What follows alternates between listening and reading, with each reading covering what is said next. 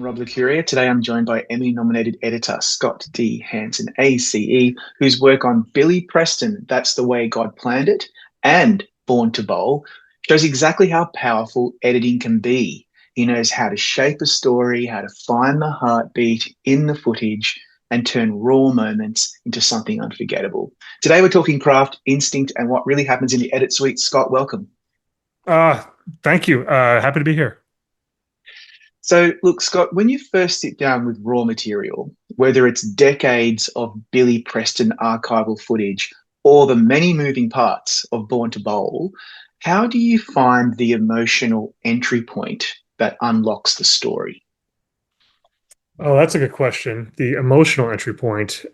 There's you sort of are assessing material as it comes in. In the very beginning, you have a broad idea of what the way into the story may be. Oh, we're going to follow this bowler, or we're going to meet this musician.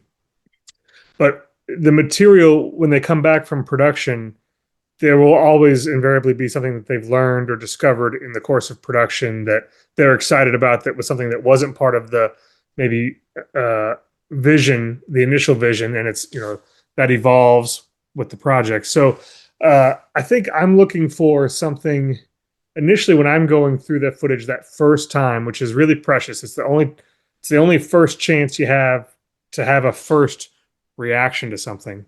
I I really will pull and select and make a little secret little bin of sort of golden moments that just jump out to me, that don't need context, that are just strong moments. It could be a line from an interview subject, it could be a piece of archival, it could be anything.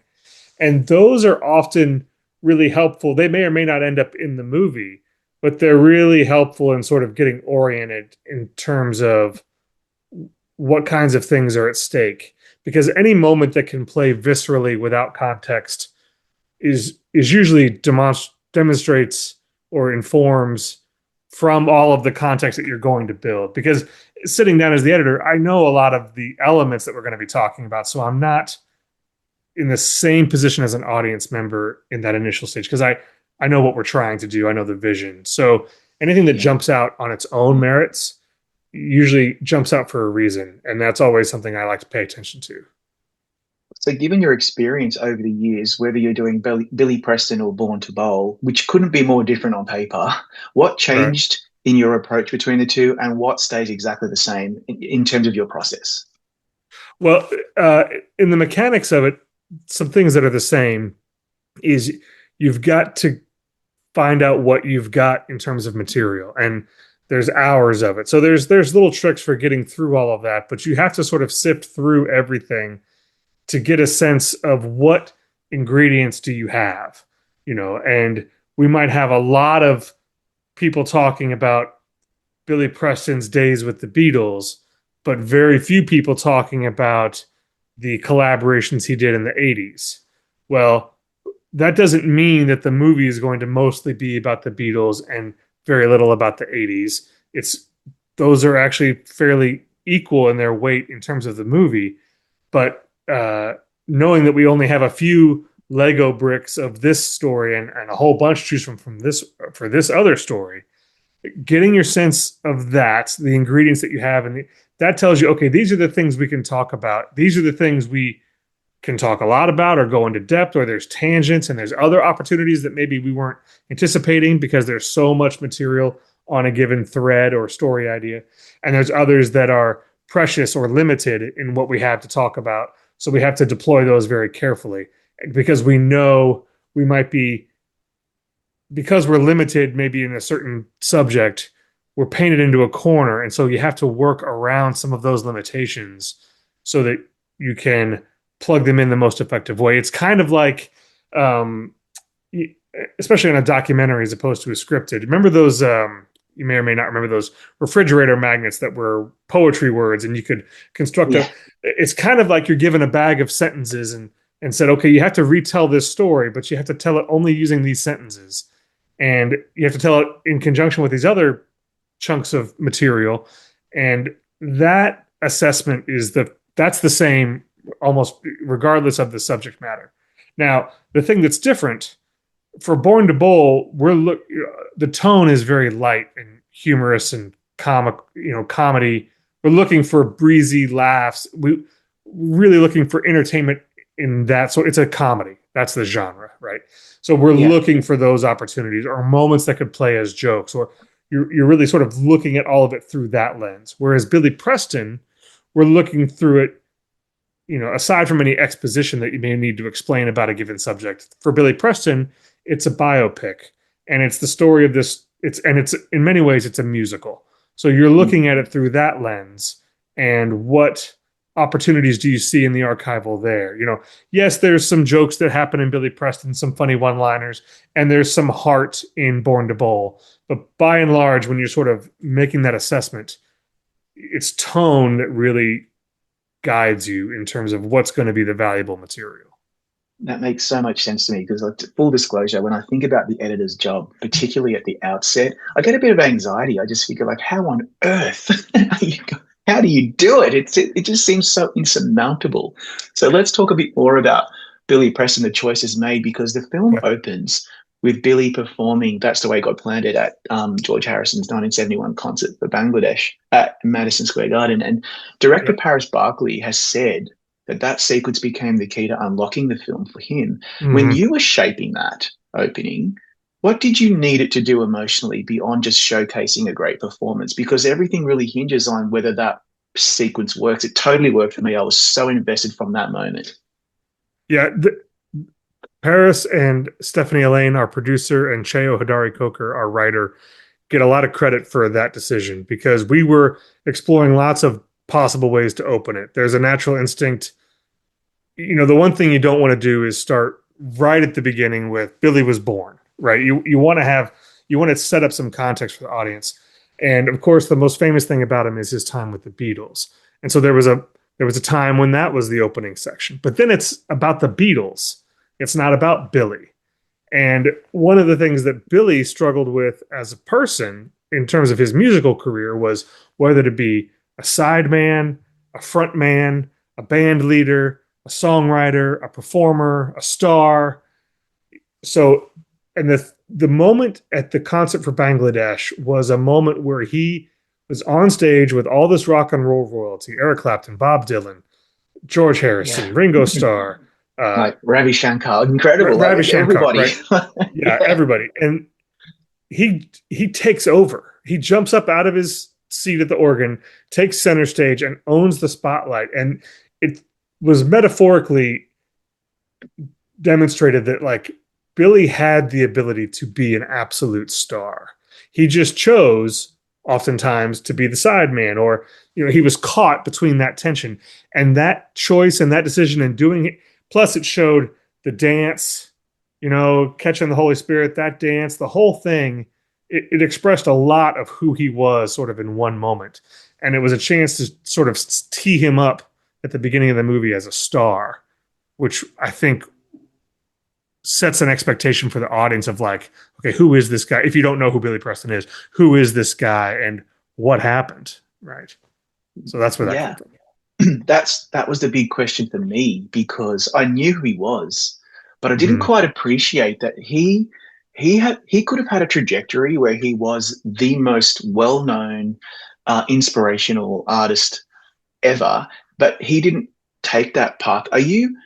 Were you hoping by the end of this film that we as the audience wouldn't just see it as a music doc, but something really personal about the choices he made and why he did what he did? His career ended up the way it did. Oh, for sure. I mean, we hope that that is the main thing that people take away from it. A highlighting of his musical career is, you can look that up on Google. You can find out all the songs he played on and be blown away by those accomplishments and those achievements. But what he was going through as a person while going, there's this sort of plot journey, right, of his musical accomplishments, and that's the very public side of him. But the private side of him, the very personal side of him, there's the struggle to reconcile his faith with his sexuality. There's some of the classic sort of rock and roll demons. There's all kinds of things in those choices and struggles and decisions that he made that I think are the place where the audience can become sympathetic, relate in a lot of ways to, having similar struggles. One of the interview subjects even says, that it's difficult sometimes to reconcile some of Billy's behavior with who he was as a musician and how likable he is. And it's because we all have those things in our lives that we regret the way we handled something, or we wish we would have done something better. And I think there's a way to relate to him as an audience member inside of that beautiful package of music, that I think is something that's what an audience wants. If it's just a chronology of his musical achievements, that could be entertaining, but it's somehow less than. I think it's a more fully formed character this way. Absolutely. Turning to Born to Bowl, Okay. you're Different following show, very very different. different. Like it just shows like how completely diverse your slate is this particular year. But you're following real people across a Yep. season. At what point did you and directors James and Brian decide who the audience is going to be emotionally investing in? Mm. Some of that came out of their early research when, before we really got going in post. We knew that, like, oh, okay, so Kyle Troop, the five that we end up following, which is four of the more successful bowlers, and then one of the rookies who's new to the pro circuit. Uh, it was it was so by the time we got into post, it wasn't so much a question as to like who is the audience going to be interested in, but like what is it about Jason Belmonte or Anthony Simonson that makes them unique and interesting? Because we're it's similar in the same way that getting to know Billy inside of this beautiful musical package of who he is as a musician. We're going into the bowling world, which is this niche minor league sport in America that is this subculture that a lot of people do know about because they are in bowling leagues or whatever, but a lot of us don't. And there's a charm to it. And we always wanted it to be this interesting world to explore and meet these, interesting people that inhabit it, and realize that, they are relatable people who have their life experiences, the things that are at stake for them in a bowling tournament. Like we show very little meaningful bowling in terms of like who wins. We talk about who wins a tournament and but I don't think we ever talk about what someone's score was or anything, because Yeah. it's more about what's at stake as a result of that bowling. Kyle Troop is trying to live up to the legacy that he has from his father and his own past success, right? Anthony Simonson, they were all literally born into bowling, but Anthony Simonson has a family history that bowling sort of saved him from. And Mhm. those stakes, that's where an audience can connect to people. So it wasn't a question of like who is the audience. I bet if you ask 10 different people who've watched the show who their favorite bowler is or who they most connect with, you'll get 10 different answers, or you'll get 5 different answers. You will, because it's so much about your own subjective lens. Like for me, if for Yeah, nothing else, now I know all about Jason Belmonte, my countryman. right. I did not know anything about him, and now I will be following his career because I'm very invested. I want to see an Aussie up there. I want him to, I think he's only one of two men who have won the PBA Grand Super Slam, and Yeah. like See, you're a so, fan. You're a I'm a fan. And fan he's now because of this show. yeah, you'll have to buy his shoes now. You have to get the shoes. You got to get the swag. Got to get the swag. So they're so interesting, these characters, but still there is still a lot of you know high drama, and you're building Hmm. tension. But what I'm interested in is like people think bowling is just like a really kind of not boring, but a pedestrian sport that people do in the suburbs. It's not that at all. You guys make it so interesting and so dynamic, even though they're repeating the same action over and over again. So what techniques are you using in the editing bay to make that more compelling and interesting?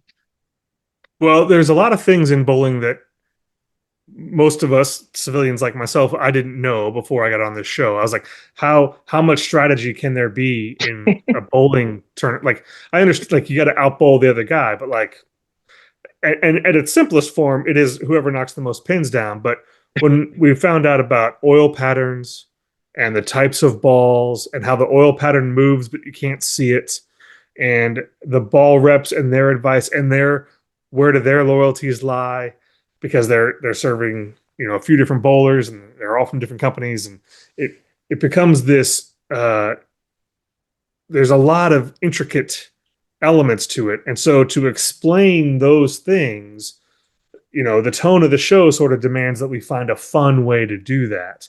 And there were lots of ideas and concepts about how to do it, in the beginning. And I think we landed in a place where we use archival footage from bygone eras and instructional videos and movies where people were bowling, along with, animated graphics, so that we didn't quite stop down for a like dry bowling 101 explainer. We try to do it in moments where that particular element, say an oil pattern, related to the story that you're in the middle of being engaged in.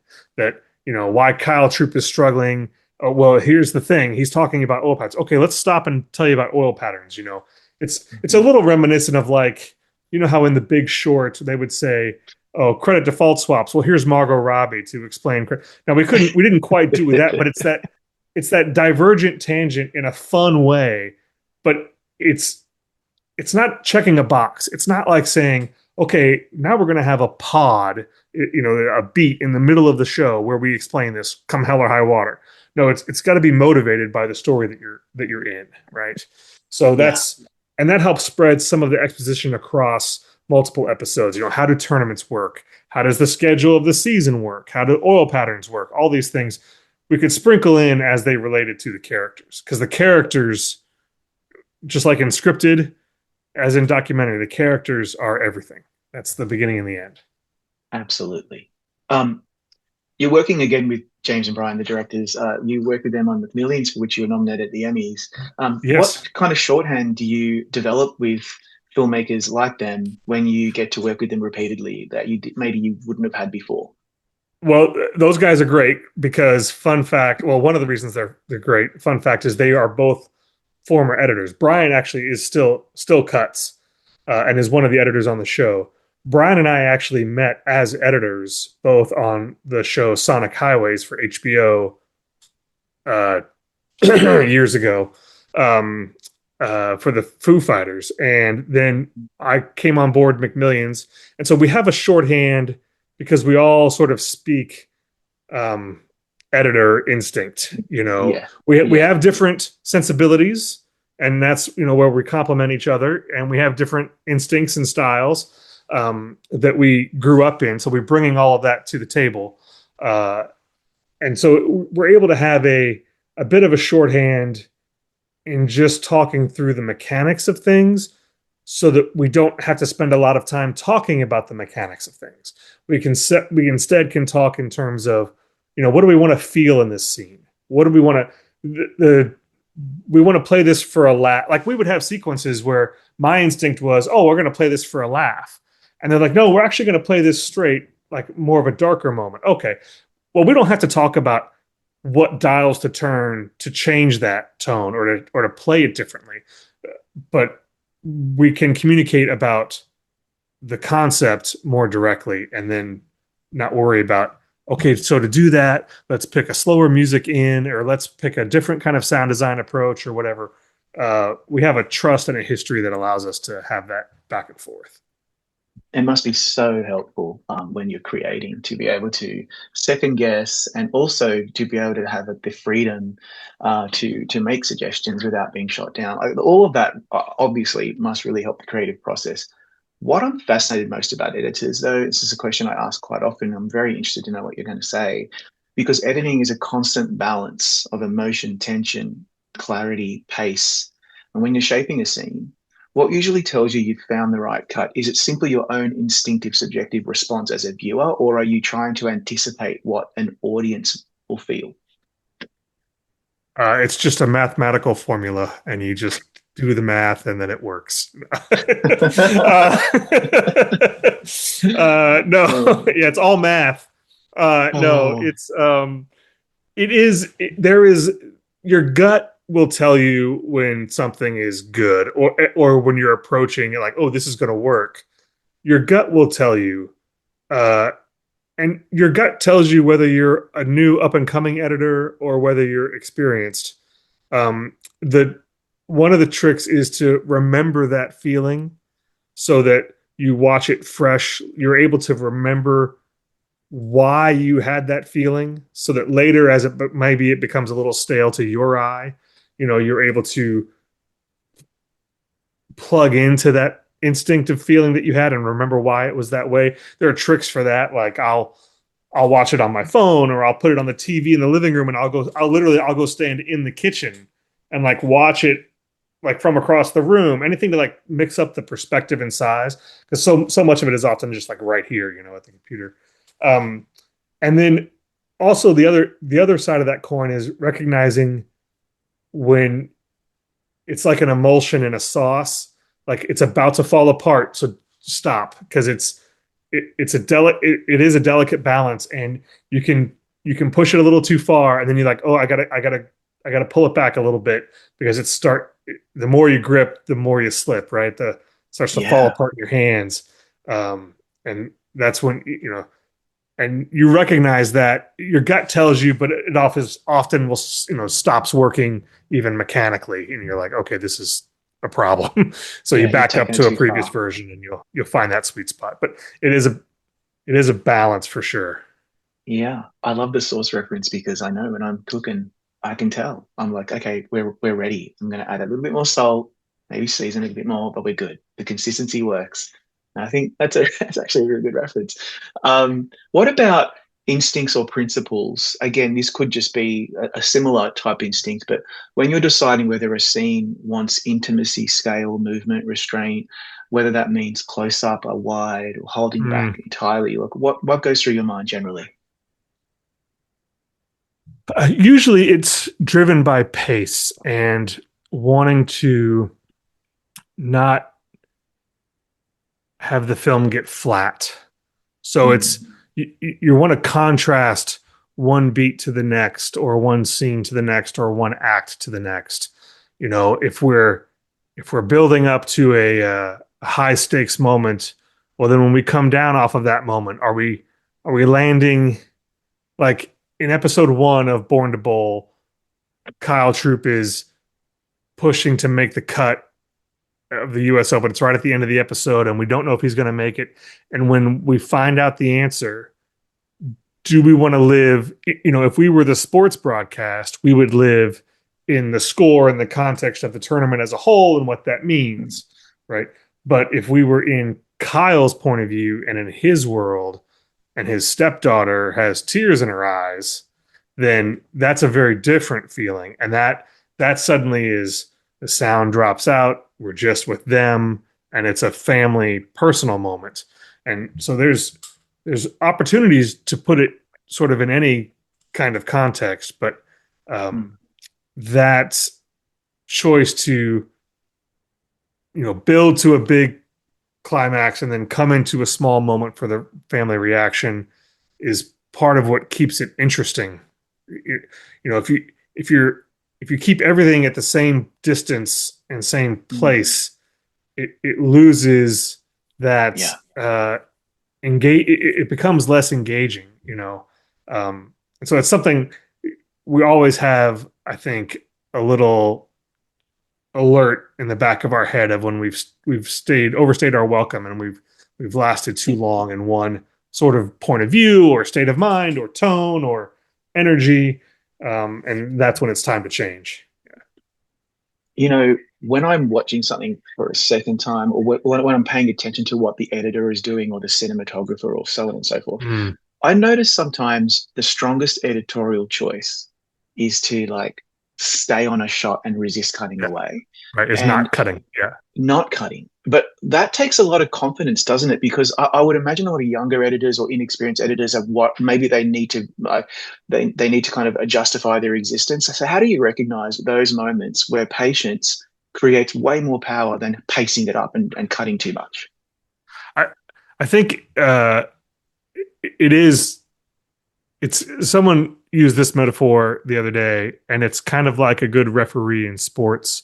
You don't notice them if they're doing a good job, and a lot of times, if the material is working, if if it's a performance in a monologue in a scripted piece of narrative, or it's a documentary moment, like you don't need to manufacture, you're not manufacturing all of the moments. If it's working, stay out of the way, right? Mm. There's a moment in Billy Preston where, you know, he is performing You Are So Beautiful at the Apollo, and Mm. Joe Cocker and Patti LaBelle are singing it. And there's a moment, in the middle of that performance where you might typically like, we've told the story, let's get out early, right? Which is a Mm. common editing trope of get in late, get out early. But uh, I don't think it's a good idea to interrupt Patti LaBelle in the middle of that No, performance because she was so on fire. And yes, her singing that song, the movie is not about her, but it does connect and it is part of the momentum and the landing of that whole run, that whole sequence, and it's cathartic for the audience. And so, like, just get out of the way. Like, do not. There are so many times, especially in documentaries, where you're having to sort of make a moment work, not in a, I'm going to say the word manipulate, but not in a manipulative way, not to create a false thing that didn't happen, but you yeah, maybe are condensing someone's delivery of their answer to a question because they stammer, or for there's something unflattering about the way they answer it, or there's a bit of repair work that you sometimes are doing and condensing action. And so you're manipulating footage a little bit. And sometimes there's an instinct to feel like you have to put that touch on everything. And young editors often feel this way because they see an opportunity where they can shorten it and tighten it. Oh, well, and just because you can doesn't mean you should. And so that's where it goes back to what is the intention of the scene? And do you need its minimum effective dose to accomplish that intention of the scene? And if it's to revel in Billy's happiest moment as that song is playing and she's, wailing away at the top of her lungs, then like just sit on your hands. Uh, there will be plenty of other places in the film where it needs your help. You don't, and there's editors talk about this a lot, with each other. There's two approaches depending on what you're working on. And sometimes you have 1,000 little pieces of ingredients and you're assembling a dish, right? And other times you have a giant slab of marble and you're just removing what is unnecessary and letting what remains be the sculpture, right? And yeah, you can approach the footage either of those ways. And depending on the scene and the material and the intention, will decide that. So when you're just dusting off a little bit, let's nip a little off the top, a little off the back, and then just get out of the way. That's yeah, that more often than not works out pretty well. yeah. That's where you'll find the gold. Yeah. Scott, that was so fascinating. Congratulations on some really stunning work this season, and thank you again for your time. Oh, thank you for having me. It's always fun to talk shop. So I appreciate the questions.